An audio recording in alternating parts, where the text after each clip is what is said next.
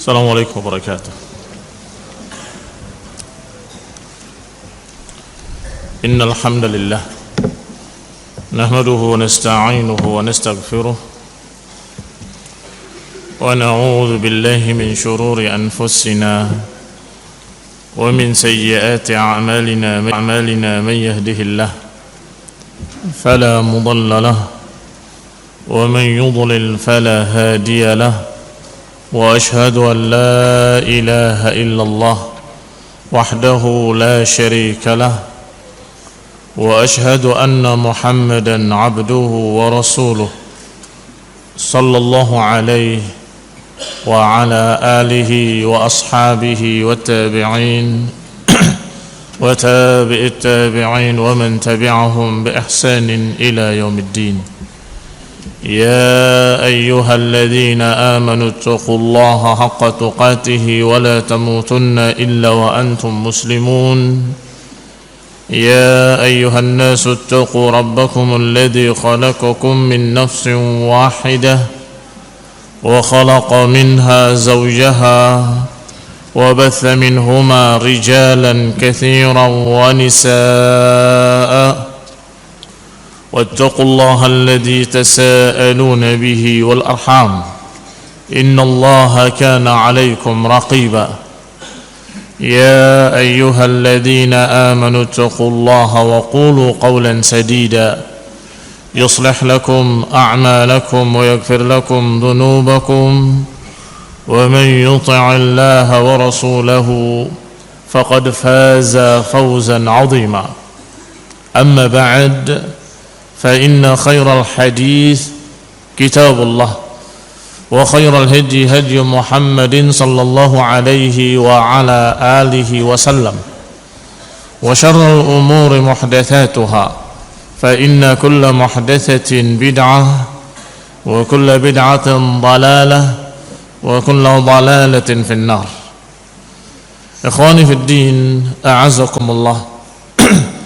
Kaum muslimin yang saya hormati, kita akan baca insyaallah biidznillah ta'ala tafsir atau ringkasan tafsir dari Syekh As-Sa'di rahimahullah, yaitu Taisir Al-Karim Ar-Rahman fi tafsir Kalam Al-Mannan oleh Syekh Abdul Rahman Ibn Nasir As-Sa'di rahimahullah. Hanya saja nanti dalam membaca ini kita ambil faedah-faedah dari tafsir Ibnu Katsir sebagai tambahan faedah, seperti ketika membahas Al-Fatihah di dalam tafsir As-Sa'di rahimahullah tidak disebutkan muqaddimahnya. Muqaddimah itu tentang keutamaan surat Al-Fatihah atau tentang penamaannya atau yang berkaitan dengannya, sehingga perkara-perkara tersebut saya ambil dari tafsir Ibnu Katsir secara ringkas. Di antaranya qala Ibnu Katsir rahimahullah bahwa surat Al-Fatihah disebut dengan Al-Fatihah yang artinya pembuka karena dia Fatihatul Kitabi khattan, karena dia membuka Al-Quran secara tulisan. Artinya ditulis pertama kali di awal adalah Al-Fatihah, baru kemudian surat Al-Baqarah dan selanjutnya. Dan juga karena Al-Fatihah pembuka dalam bacaan salat. Sebelum membaca surat apapun dalam salat kita mesti dibuka dengan Al-Fatihah.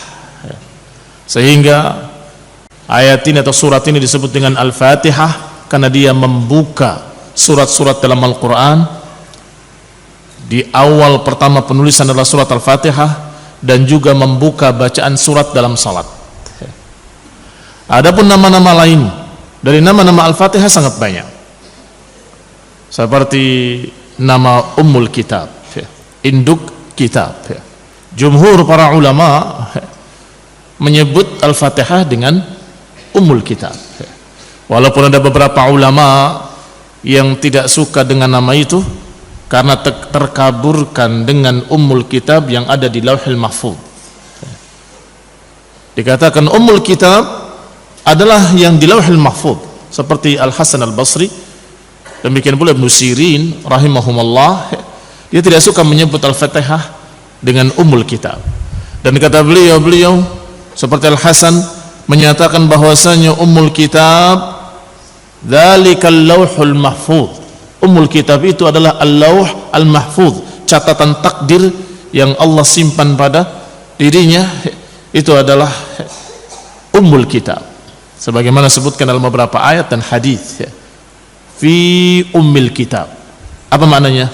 Fi lauhil mahfuz. Tetapi jumhur menyebut Al-Fatihah juga dengan ummul kitab, induk kitab.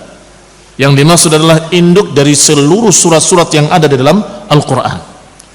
Karena semua surat-surat yang ada dalam Al-Quran terkandung di dalam surat Al-Fatihah. Sedangkan surat Al-Fatihah tidak terwakili dengan surat apapun dari surat-surat lain. Sehingga ikhwan fillah a'azakumullah dikatakan dengan ummul kitab.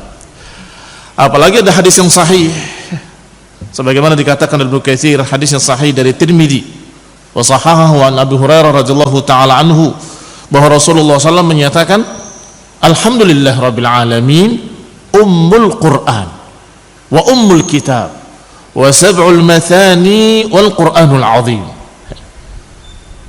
Surat Al-Fatihah alhamdulillah rabbil alamin ila akhirih adalah induk Al-Quran, ummul kitab, induknya kitab, wa sab'ul mathani, 7 ayat yang mulia, dan juga disebut Qur'anul azim.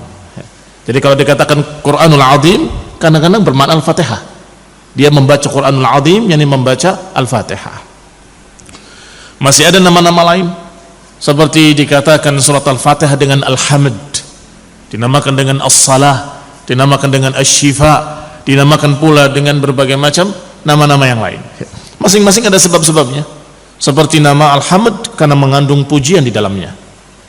Dinamakan As-Salah karena hadis Rasulullah SAW yang nanti akan kita baca pada keutamaan Al-Fatihah, yaitu Rasulullah SAW mengatakan, Allah berfirman, qassamtus salah, aku bagi salah baini wa baina abdi, aku bagi salat antara aku dengan hambaku nisfain.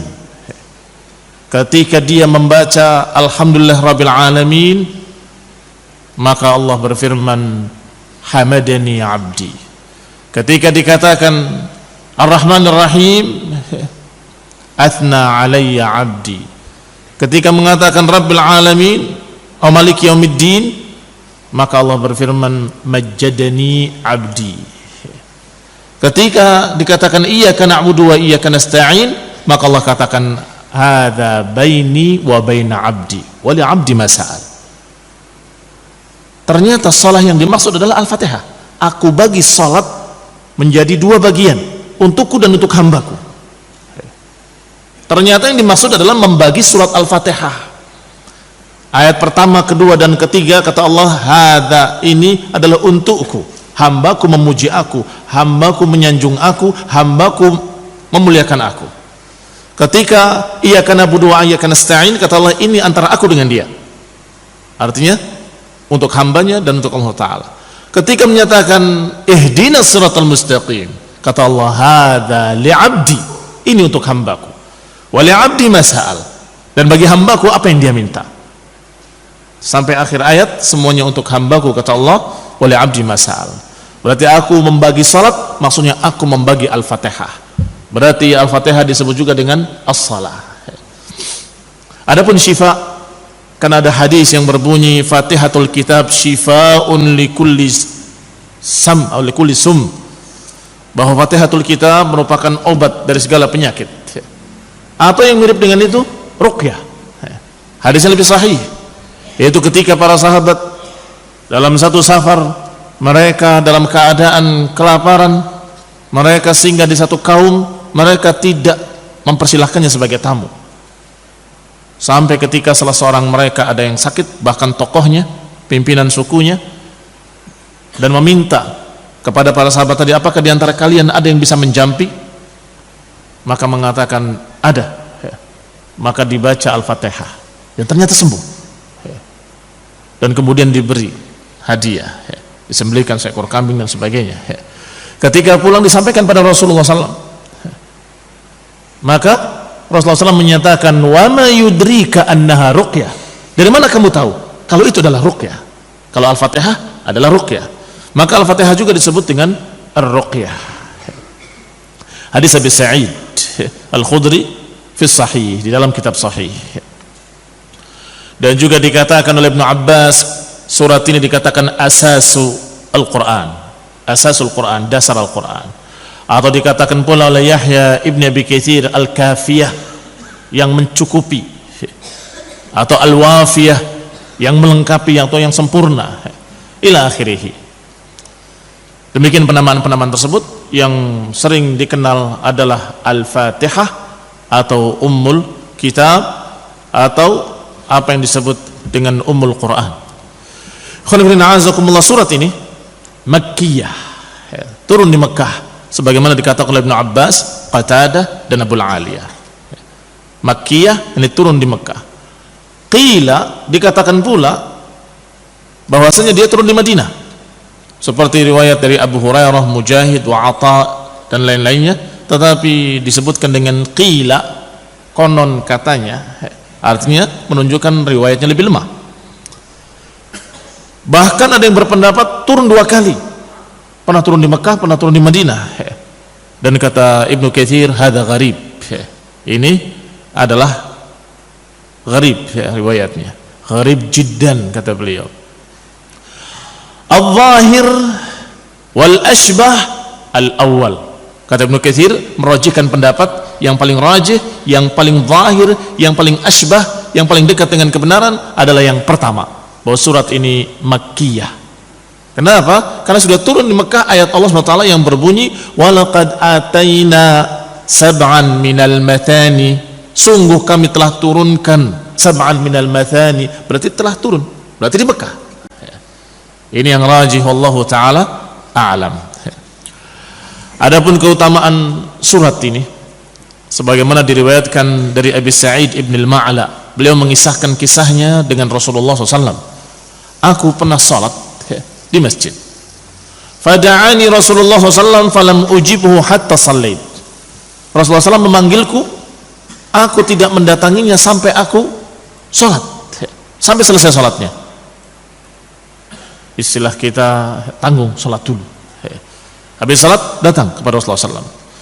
Maka Nabi bertanya, ma mana'aka an ta'tiyani, apa yang menghalangimu untuk mendatangi aku ketika dipanggil? Qala qultu ya Rasulullah inni kuntu usalli, ya Rasulullah tadi aku sedang salat. Maka Rasulullah SAW menyatakan, alam yaqulillah, bukankah Allah berfirman, ya ayyuhalladzina amanu istajibu lillahi walir rasul idza da'akum lima yuhyikum. Wahai orang-orang yang beriman, sambutlah panggilan Rasulullah SAW kalau memanggil kalian kepada sesuatu yang menghidupkan kalian. Kemudian Rasulullah bersabda, la'u'limannaka a'zama suratin fil Qur'an, sungguh aku akan memberitahukan kepadamu sebesar-besar surat di dalam Al-Quran.